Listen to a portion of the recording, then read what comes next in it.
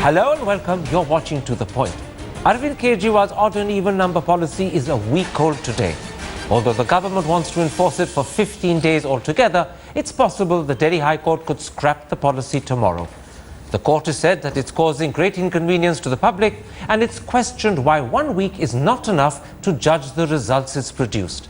So tonight we ask, has the policy succeeded and are pollution levels significantly reduced?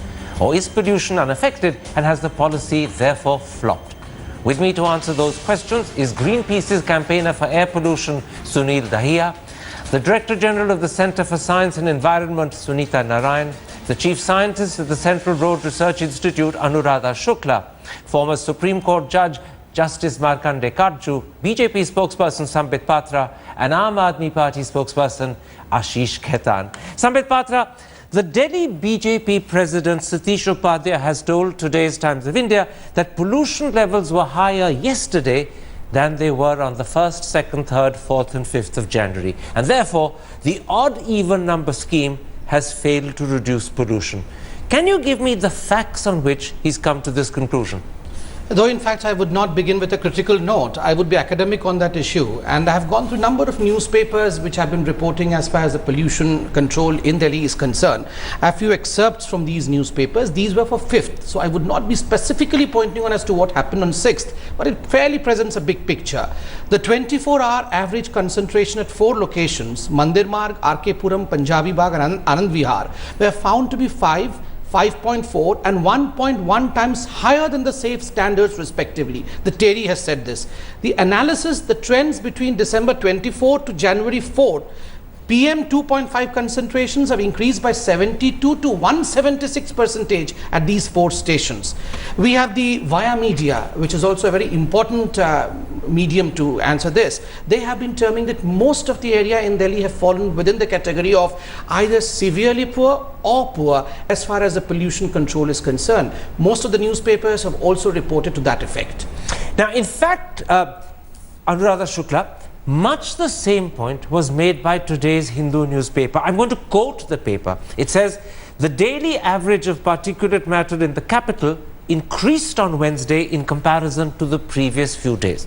Then again, the paper adds, and again I'm quoting, levels of particulate matter in the air have been very high over the past few days, putting pollution in severe and very poor categories in almost all parts of Delhi. Does this mean that at the end of the first 7 days of the odd-even policy scheme, that pollution hasn't reduced and therefore the policy can't be said to have succeeded? I would say, like, if you look at the ambient level, if you want to assess any policy, any regulation or scheme, there scientifically you have to consider 3 factors. One is emissions coming out from the tailpipes. Second, your fleet characteristics, types of vehicles, their population of vehicles, and third is very important, meteorological parameters, then which disperse the pollution or accumulate or transform the pollution. And then at ambient level, it is governed by the meteorological parameters and transportation or motor vehicles. But before you blind me with details, what is the answer to my simple question? Do the facts that he cited, do the facts that I cited from the Hindu suggest that A, pollution isn't coming down, and therefore the policy of reducing pollution by odd and even numbers hasn't succeeded? At ambient level, yes, I would agree that it hasn't succeeded. But yes, at roadside level, you may say a little bit it has decreased. For the sake of the audience, what's the difference between roadside level, where you think it has made an impact, and ambient level, where it hasn't succeeded? What's the difference? So at roadside level, we monitor generally at breathing levels, 1 meter. So when you and ambient level is where? 3 to 5 meters. But then just a moment, if it succeeded at roadside level, it succeeded at the level at which people breathe. But then that will only make difference to commuters. But very few people live at 5 meter heights. No. What I'm saying is, like, if you see scientifically, roadside levels, if you're monitoring at lower levels, just roadside, as you move away from the distance, it will again increase. Okay. So ambient level, the contribution. Literally on the road itself, yes, it's down, roadside. but away from the road and above the road, it's down. And Ashish Khaitan, let me bring you in there. You've had Sambit Patra speaking as an opposition spokesperson but citing facts, and you've had Anuradha Shukla, who is in fact the chief scientist of the Central Institute for Road Research. Both say that your policy hasn't succeeded. How do you respond to them? A policy which has now become almost a mass movement and has got support from almost every quarter. The Chief Justice of India is carpooling. The common man in Delhi is not only carpooling but is also enjoying lesser traffic on the road. Two, why don't you quote the Chief Justice of the Delhi High Court? Why don't you quote the Chief Justice of the Delhi High Court who says you're causing great inconvenience? No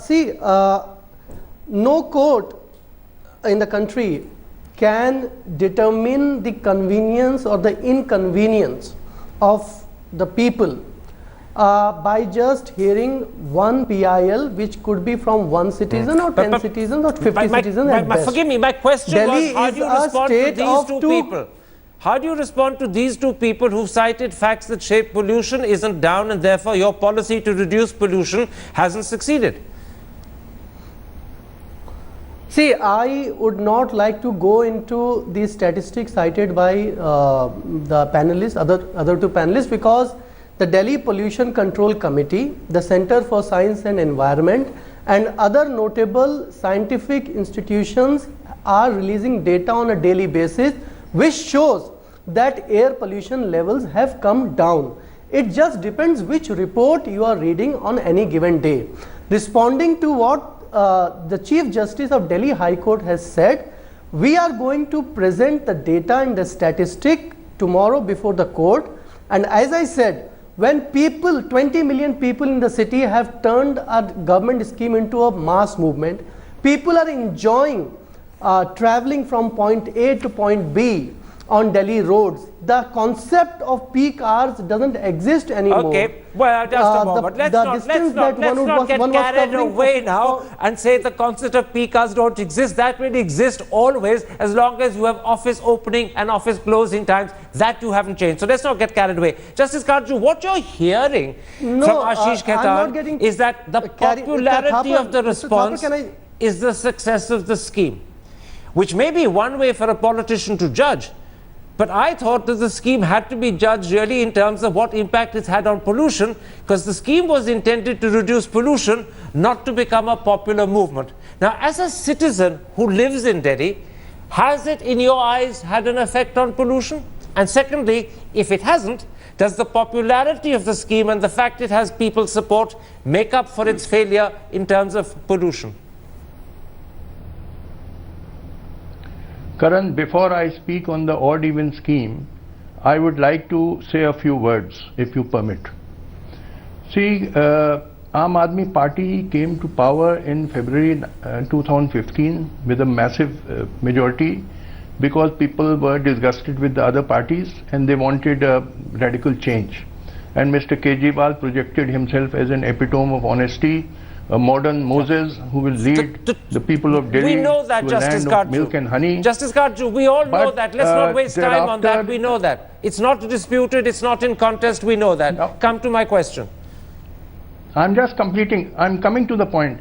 But later on, people have become totally disillusioned. I have received a large number of Facebook messages of people who were ardent supporters of AAP and who are now totally disillusioned. Now, therefore, to restore his image, Mr. Kejriwal has resorted to gimmicks and stunts.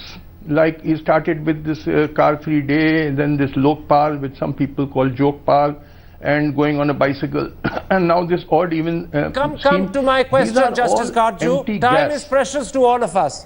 Please answer my question. Yes. My answer is that this odd-even scheme is a total failure as regards checking of pollution is concerned. What in my hand, the printouts of BBC report, the Hindu newspaper which you mentioned, and the report of Indian Institute of Technology Kanpur, which said that only 1% pollution is due to the air pollution. Other 99% is due to dust and industrial pollution and burning of fodder by farmers in Haryana and so on. So you're saying to me, therefore, this is just a gimmick. So you're saying to me, therefore, Yes. that in terms of its intended target, Yes. this policy hasn't worked. Is that made up for the fact that the policy has become popular and a mass movement, as Ashish Khaitan claims? Does that make up for the failure in terms of pollution targeting? You see, Karan, unfortunately, most people in Delhi as elsewhere are gullible. They are like the children following the Pied Piper of Hamelin. Without using brains, they go by emotions. They are carried away by any sapno ka saudagar, and Kejriwal is one of them. I think you've answered my question. In other words, popularity is not a way of judging a scheme that was intended to control pollution. It may be popular, but if it hasn't achieved its target, that doesn't justify the scheme. One other little correction: the Pied Piper of Hamelin actually drew rats to begin with, not children. But leave that aside. Sunita Narayan, I'm coming now to the experts. The truth of the matter is that a variety of factors like wind, humidity and temperature, in addition to dust and the burning of agricultural waste, contribute to pollution. So too do heavy vehicles like trucks, two-wheelers and even diesel taxis. My question is this: is it possible to scientifically gauge the impact of the odd-even number policy on pollution when all the other factors continue to be active? Karan, that's a very good question, and let me try and answer as we are finding. We've been doing analysis, as you can well imagine, to try and understand what has been the impact. 2 or 3 things seem to be emerging from our data, Karan. One, what is very clear is that what Delhi has right now is weather conditions which could be called near emergency-like conditions. You have a situation right now when wind speed is at 0. You have very high levels of inversion happening, and as you would have read in the paper, you have a western disturbance which is leading to both moisture in the air, which is again leading to a huge amount of pollutants being caught and trapped in the air. Now in that situation, obviously pollution will be very high. So what we tried to do is to understand what is the pollution level now with the odd and even scheme in very adverse weather conditions, and how does it relate to pollution levels before. What we are really finding is that at the end of December, if you look at the SAFAR website, you will find that the end of December pollution levels in Delhi were classified as being very severe. And at that time you did have wind, you did have better conditions of weather. And today, with really bad conditions of weather, which began around the 4th of this month, you have very poor air quality. So our reading of the matter is that with an emergency level meteorological condition, the odd and even scheme has definitely helped us to bring down pollution so that the met conditions have not been taken to emergency level. Can I interrupt there? The other thing that is coming out from our data, I just want to clarify something for the audience. What you're saying is the fact that pollution hasn't come down dramatically or may even have increased isn't proof the policy has failed. It's actually proof of the opposite, because the weather conditions in the absence of this policy would have made pollution a lot worse, and the fact it isn't a lot worse but only the same as before suggests the policy has worked. Exactly, Karan. In fact, another thing that we have been finding is we know very clearly that at night time, because the temperatures fall, you have very high levels of inversion. And in normal times in December, and you can take any December day, you will find that even after night time, during the day, pollution levels remained high. What we are finding today in pollution is that you have very high levels of pollution in early morning in Delhi. But the drop in the pollution levels during the day is very sharp. And that again is pointing to the fact that because of the odd and even policy, you are not essentially, you're finding there is more air to breathe in Delhi. But I should point out for the sake of the audience that the Hindu has actually commented on that point, but they've come to a different conclusion. They say the reason the pollution levels fall dramatically during the course of the day is because wind picks up. And when the wind stops again at night, the pollution rises exactly where it was. So the same facts have been interpreted differently. But I don't want to get into a quarrel with you. Karan, I don't think it's a question of quarrel. It's a question of facts. The fact is, please take a look at any of the Met data. You will find that for the past 3 days in Delhi, wind levels have been at 0 through the day and through the night. And if you are an observant person in Delhi, you will find that we are in a situation when ek patta nahi hil raha hai, Karan. I take your point. So it is very important to understand. I'm just pointing out that the Hindu has a different interpretation to you, and that interpretation comes to a different conclusion. Mr. Thapar, can I just speak on that point? The audience to choose which interpretation they want to go with. Mr. Thapar, can I just speak on that point and just further expound on it? Let me bring in Sunil Dhaya, who is in fact the air pollution expert of Greenpeace. You've heard Sunita argue that proof that this policy is working is that given the present adverse weather conditions, pollution is not substantially worse than it is. Otherwise, if the policy hadn't existed, it would have been considerably worse. And that is a sort of counterfactual argument, because the problem is you can't prove it either way. You have to assume it's correct on the basis of the assumptions that she's built into the argument. Let me put the same thing a little differently. I accept that there are many reasons why pollution occurs and many reasons why it increases. But equally, if particulate matter levels continue to spike after implementing the odd-even policy, then no doubt you can't say why it's happening, but surely you can say that the policy isn't succeeding in reducing.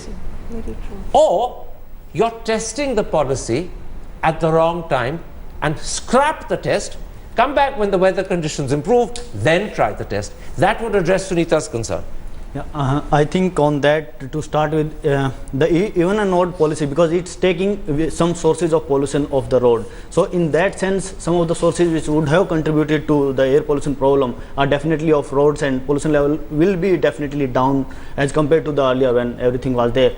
But saying that, it's a nice step to start the campaign, but this is not the only step which will bring down Delhi's air pollution problem, because you see any IIT Kanpur report, NEERI report, or any other research institute's report, they mention a list of sources, and if we are targeting one of them and we are thinking that one policy or that one step will bring about the drastic change in the air quality of the Delhi or even northern India for that matter, because wind doesn't have boundaries, it blows from all directions, from all sources, from industries, from construction, from biomass burning.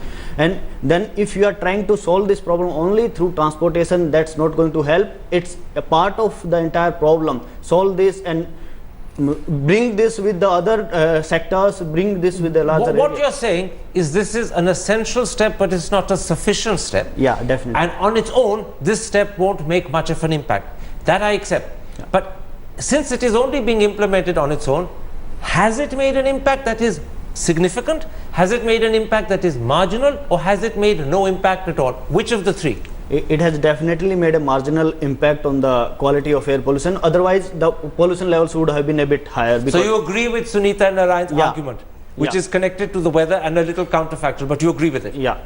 Let me move beyond the impact on pollution, which we've discussed. You have, just for the sake of the audience, I'll summarize 3 answers to that. There's yours, quoting Satish Upadhyay, quoting the Hindu, that in fact pollution has risen, therefore the policy has failed. There's Sunita's argument that in fact, given the adverse weather conditions, pollution should have been a lot worse than it is, and the fact it isn't shows the policy succeeded. And then there is Anuradha Shukla's argument that at the ambient level, it has worked, at the roadside level, but go beyond the road, right, on the either sides, go above, and it hasn't worked.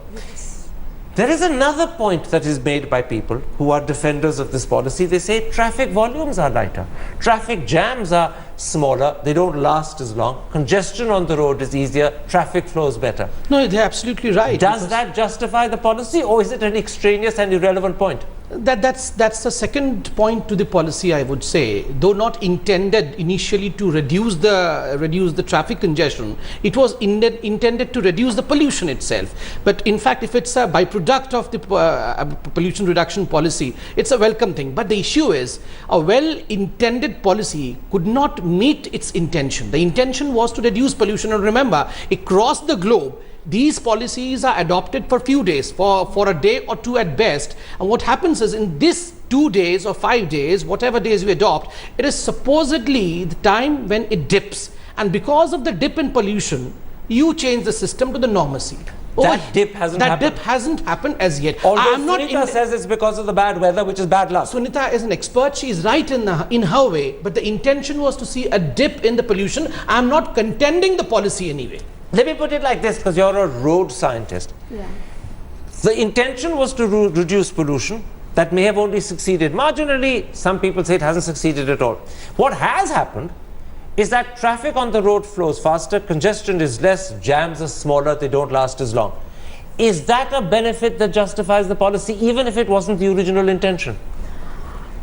I would say no, it needs a multi-pronged approach. It is just as Sir had said, that like it is in emergency situation, or if you want to apply during the peak hours or where the traffic is very high, there only. But otherwise you need to control the pollution at source, and this is a traffic, this is transportation control measure, one of this. So both the things, multi-pronged approach is required for this. So let me put this to you, Ashish Khaitan.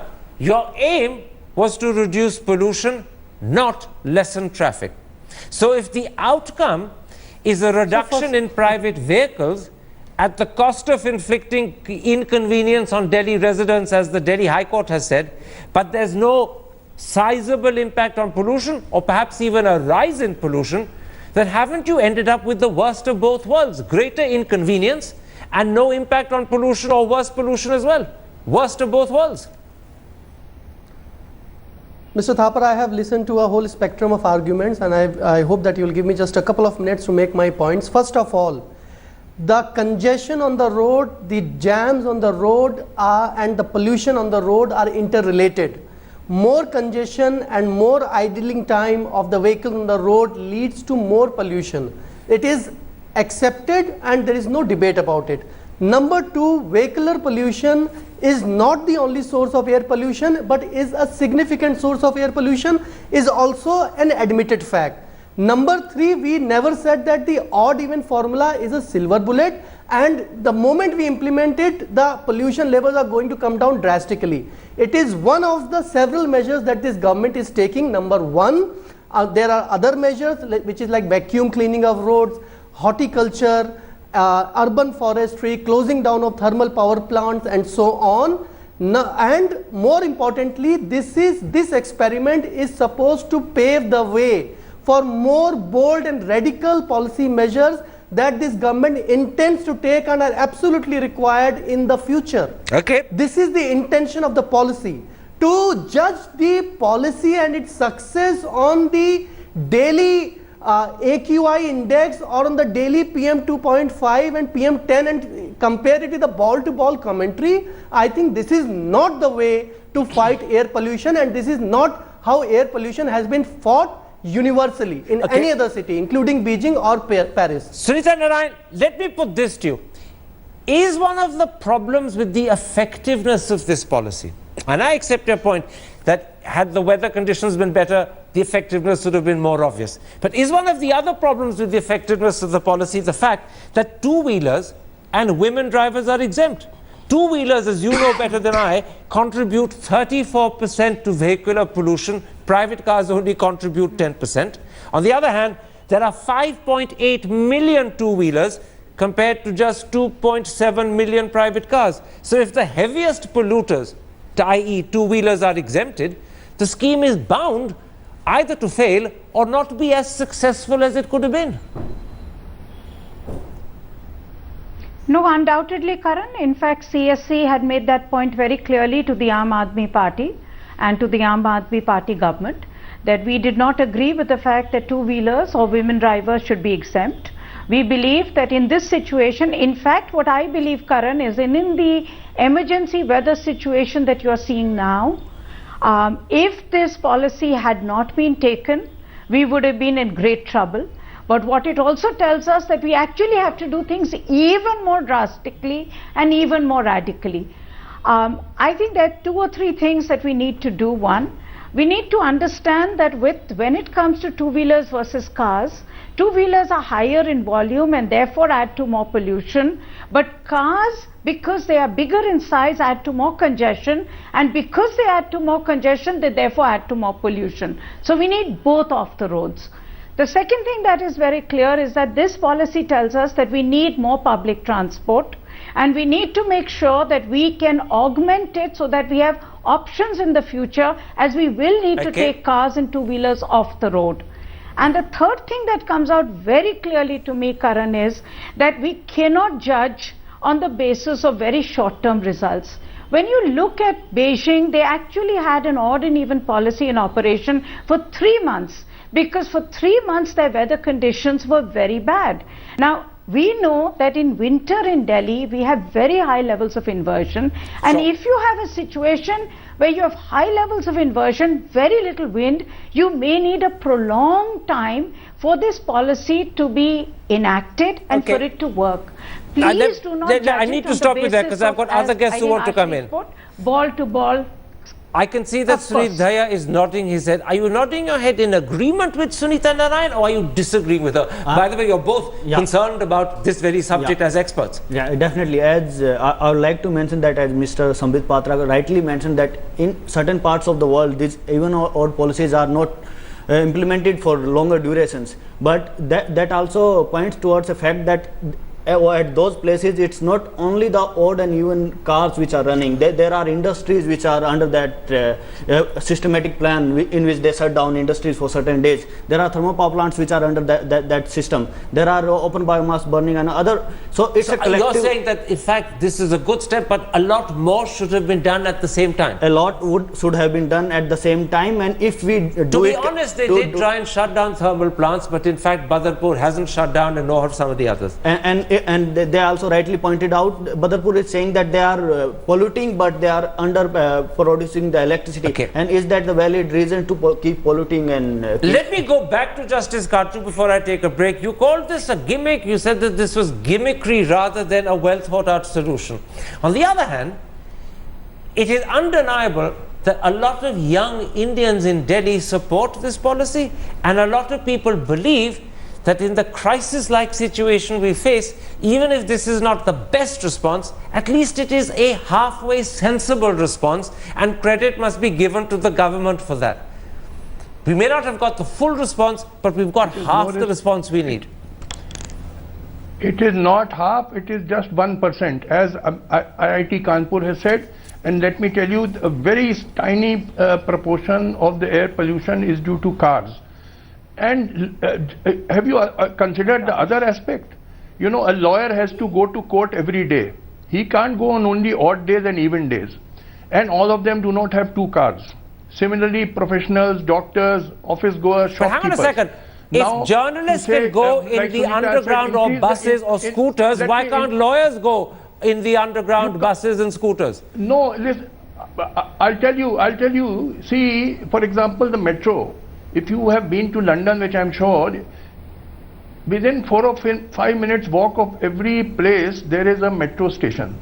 In Delhi, in many areas, you have to take a taxi to reach the metro station. There is no metro station nearby. And moreover, the metros are already overcrowded.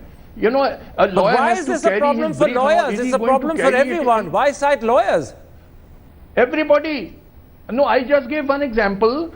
Doctors, professionals, office goers, shopkeepers, you know, just I can tell you within 2 weeks there will be such hatred of this scheme that it will have to be dropped. It will become very unpopular. Forgive me. Just now, like the we're not sure how long the scheme will last. It was intended for 15 days. It could possibly be scrapped by the Delhi High Court. And we're discussing Arvind Kejriwal's odd and even number scheme.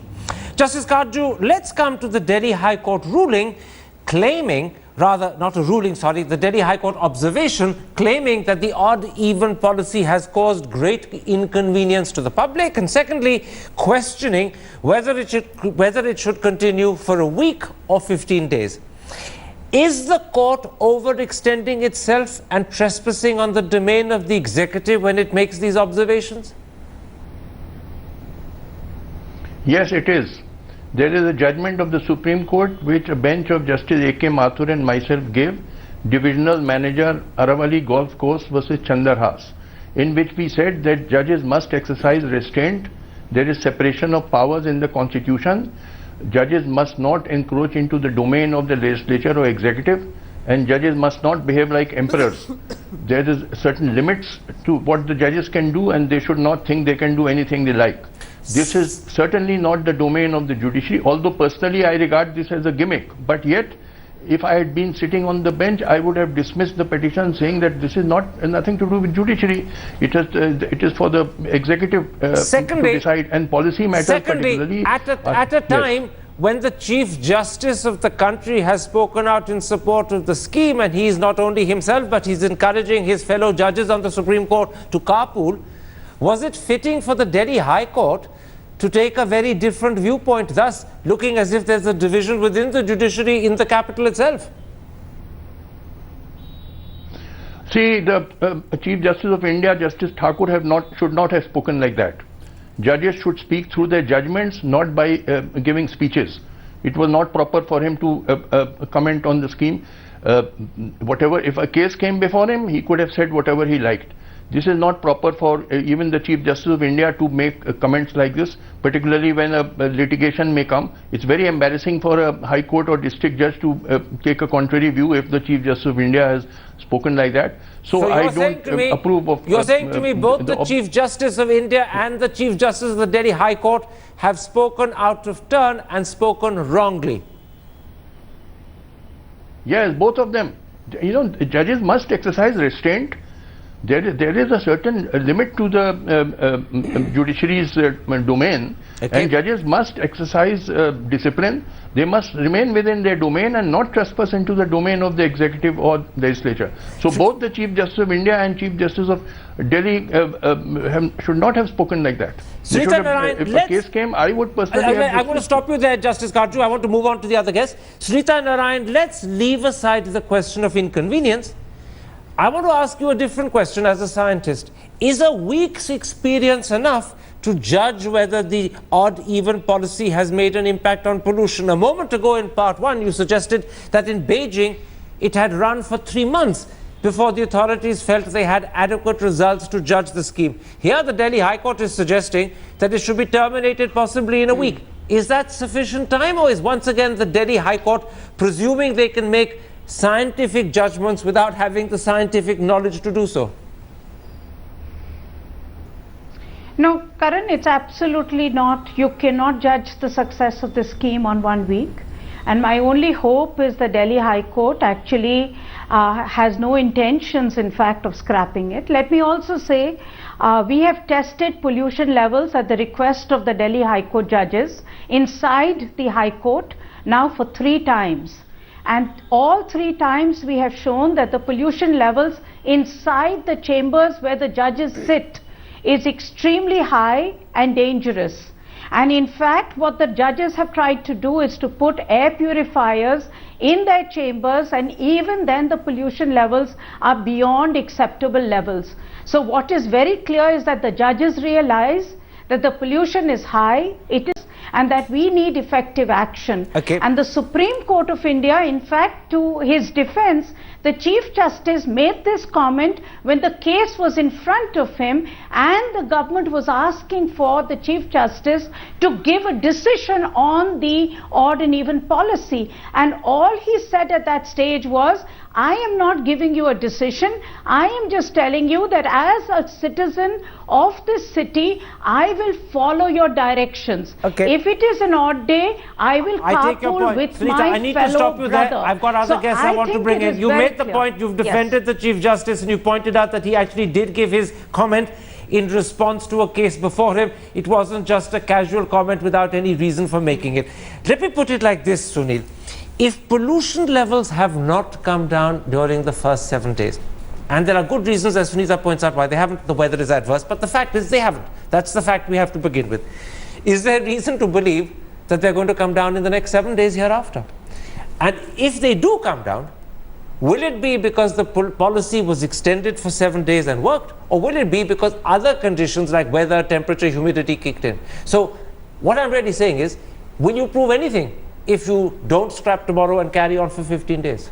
I'll say if we continue with the same policy at the same level, definitely pollution levels will not come down to a drastic level. But if we include industries, thermal power plants, like government has given direction to industries and thermal power plants to shut down or restrict their operations. So if we include those measures with this policy, then definitely pollution levels Except will come that down. those measures aren't being included. So what I'm saying to you is that if the Delhi High Court goes ahead and scraps tomorrow, will it in fact be a bad decision because you can't judge the policy on 7 days? Or do you agree that if it hasn't worked in 7, there's no reason for believing it's going to work in another 7 after that? I'll say that if Delhi High Court scraps it tomorrow, it will be a bad decision. The decision which can come is take another steps which will bring down the pollution levels. But that the Delhi High Court is not going to do, because that would be totally out of their domain to do. Let me come to you, Ashish Khetan, before I come to Sambit Patra. Very quickly, how will you argue in court tomorrow that you need another week at least to judge the scheme, and the Delhi High Court mustn't scrap it after just 7 days? Our argument will be the following. We'll say, my lord, the cars on the road are not emitting oxygen. Universally, it is recognized that whether it is 1% in the eye of Mr. Justice Karju or in the eye of several other experts, it could be 30% or 40%. Private cars are a major source of air pollution. We are working on all the fronts. We have a multi-pronged strategy, burning of MSW, containing dust on the roads, putting horticulture on the roads. We are doing all of that, and even odd scheme is one of it. And the fight against pollution henceforth has to be a 24/7, 365 days a year a policy. Very quickly. Don't judge it by 7 days. We have to continually and consistently carry out a lot of bold You may and have deformative convinced measures the if we audience want to listening make to this Delhi program. cleaner How and confident make are you its you'll air convince Justice Rohini? Oh, we are absolutely 100% confident. Okay. Because in you have one second, you have 4 panelists here. You can't reach a consensus, and I'll tell you there are so many stakeholders involved Just here. because 4 it cannot panelists be can't reach a decided sitting in consensus a doesn't courtroom mean on a the single basis of judge just one can't come input to a of every judgment. Judges are very good at coming to judgments. Because the judge Let me doesn't bring in have the Sambit Patra existence. very quickly. Sorry. Sambit, the BJP is caught in a terrible dilemma. Satish Upadhyay regularly points out, and you've supported the facts he's used, that the policy hasn't worked, pollution has gone up, it hasn't come down, therefore it's a failure. On the other hand, you know that this policy is popular with the middle class and the young, and you also know that people feel in a crisis situation you need to take action. And therefore, you neither want to oppose it because you run against popular opinion, but equally you don't want to support it because it's your opponents who get the credit. You're caught in the middle. Not at all. Right from the very beginning, I have been quite forthcoming with this policy, and I've been saying that pollution should never be politicized. As far as Satish Upadhyay's statement is concerned, it was a factual statement which in fact the newspapers have supported. So I do not want to contest with facts.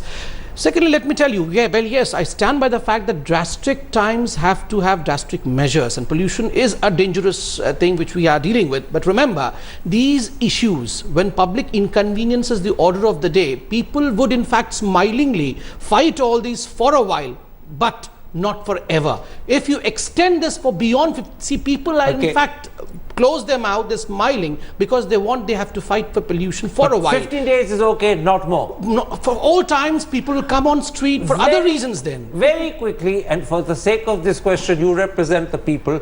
Do you accept that 15 days is enough? 15 days is what they'll accept, but beyond that, people will start revolting and rejecting the policy because the inconvenience then becomes greater than the benefit the policy confers. Very quickly. Yes. I would say yes. And regarding your previous question, I just want to No, add. I don't have time. Just say yes to Okay. this and we'll stick with that. Yes. So you agree, 15 days is more than enough. People won't Yes, take unless more. until we don't have a good public transportation and other this, Okay. it will We've last run mile right out of time at that connectivity point. and all. I'm really sorry to Yes. interrupt you. This is a subject that we could have Yeah. carried on discussing till the cows come home or till the clouds lift and the pollution clears.